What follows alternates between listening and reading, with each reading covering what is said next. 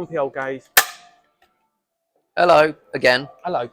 Hello. More coffee. Well, and we're back in Milton Keynes. This Yeah. week we're back. It actually went Nice. quite well. And it's nice and quiet here, apart from Quietish. supermarket music. So we thought we'd come back and do another one here. Absolutely. I've got an issue with my shower head. Have you heard the shower head story? Well, it was the fridge last week. I know. Now it's the shower head. All right, the shower head. So, my shower head kind of got a bit furred up, and you know how the water all goes in different directions when it furs up. So I bought a new one. No, I know all of that. So I bought a new one that was supposed to be good for low shower pressure. Then we were selling one on television Shower a few head. weeks ago. Yeah, shower head. Then we were selling one on TV a few weeks ago. So I bought one of those just to see if it was any better. Okay. And I tried them both. And the one that was supposedly did more pressure, but it fucked off out the sides rather than down through the bit. And I tried tightening. I mean, that wasn't any good. Then I tried this Philips one, which has got a filter in it, which was good for water pressure, but it literally just came down in literally one. So you've got this kind of column of water that comes down rather than anything else. Then have you got a microphone issue? I don't think my microphone's on. In which case, let's stop and start again. No, it is now. It is now. What? But yours, yeah, yours is on. Yours is on. It's just me. I didn't do anything to mine. That's why. I don't know. Should we stop and go No, back? no. Carry on. Just technical issues when you direct and produce things. All right. Anyway, so then I went to Wickes and I bought a £4 one. Absolutely fine. Should have just gone to Wickes and bought a £4 one in the first So place. all these designer things, all these salesmen selling you things. I'm afraid so. And if anyone should know anything about that, All right. There's no need for that. So £4. £4 was the one that did it. Welcome to the world of PVC. Today we're going to be selling shower heads. Seriously, if you're in the world of PVC, that's a whole different podcast. I didn't want to name check anyone, so I know, but I'm just thinking for your little rubber outfits. if you've for never when we go away had a on shower holiday. hose like this is a shower hose that's going to change your life. If you're checking out now, empty them baskets and check out right now. You'll make me more grumpy if you do that. Do you know what's guaranteed to make me grumpy? Me. Well, apart from you, if I wear red underwear, I'm almost guaranteed. I can't unthink that. You've seen me in my underwear many times. We have known each other a long time. Was that not like that? Thank you. I don't think we've never been there. I don't think. Stay with red underwear. Exactly. On. On. And it's like, whenever I wear red underwear, I am more grumpy with people, and I don't know what that's about. That can't be a thing. That can't be a thing. But it is a thing. That can't be. It's obviously psychosomatic. So when I put it on, I'm obviously in a crappy mood already. It's funny.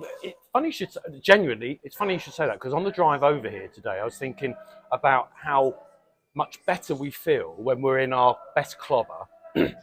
When you bought something new, or a whole new outfit, or you're dressing up for a wedding. And I like this jumper, by the way. It's Primani. Hollister. Oh, Hollister. nice. When you dress up and you've got maybe you've got your best undies on as well. Maybe you are in a better mood because you feel good.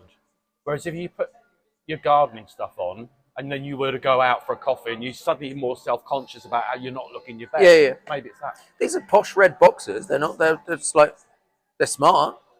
It's just they put me in a bad mood. What's next on your list? Potholes. What's next? Let's talk potholes. Well, in Luton and Dunstable, they've been doing work for the last 12 years on the potholes, and they finally finished it.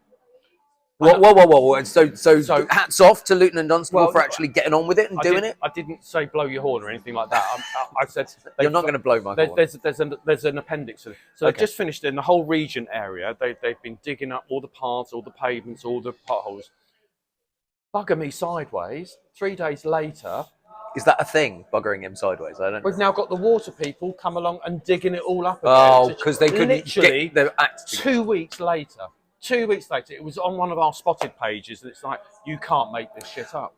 Well, you bring me on to something else quite happily. We'll come back. We'll circle back to potholes in a moment because there's one in my road that's a nightmare. But you talk about local groups. Is that like a local Facebook group? Yeah. My God, the local Facebook groups, don't they fucking moan and I mean, I should love it, obviously. Well, this whole podcast is about moaning. I know, but people are so entitled. That's a whole. I'm understanding the hypocrisy now. We could do an hour on entitled people alone, just entitled to park where they want, entitled to say what they want. I can say I can offend you if I want to. I think it's a worse free world, after COVID. But if you can't say anything to me, you can't say anything to me, but I can say it to you. My friend Christina came around for coffee yesterday, and it's interesting because she was talking about exactly that. Since COVID, people are so much more entitled. Yeah.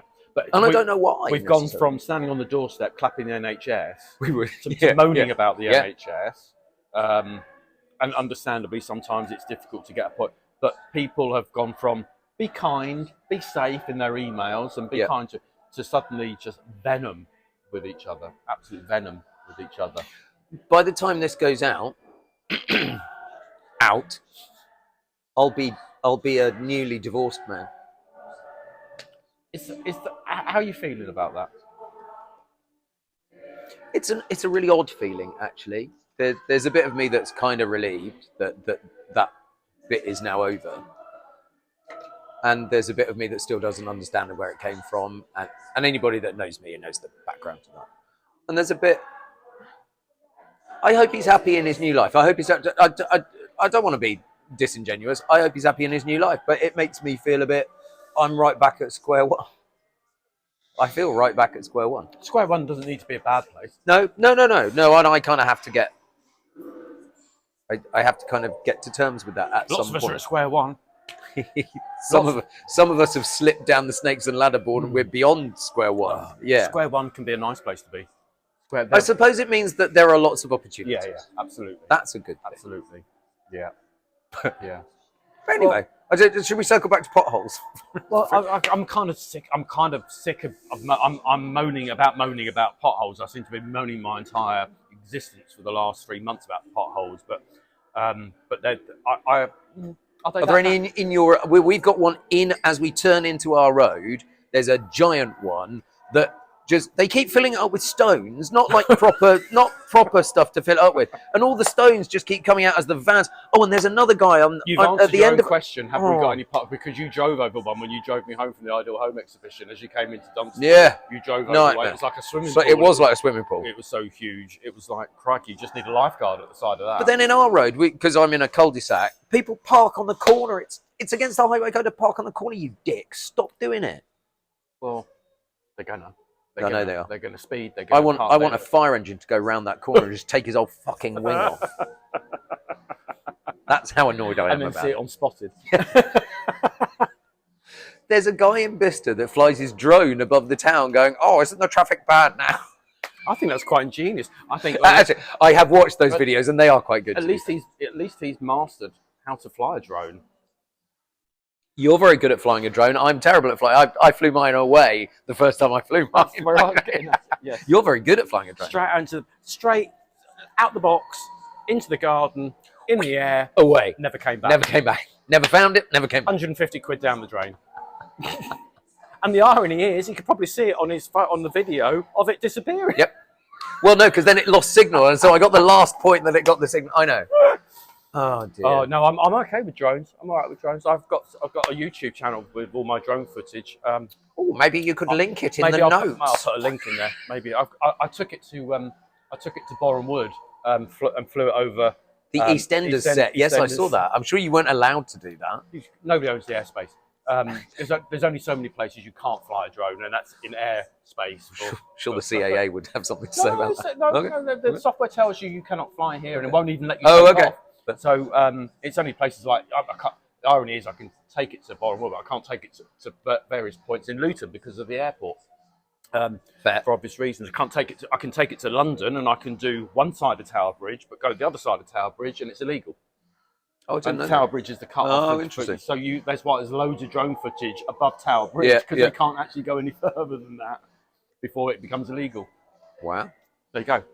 Little fact. Nice. We'll see you next week. Bye.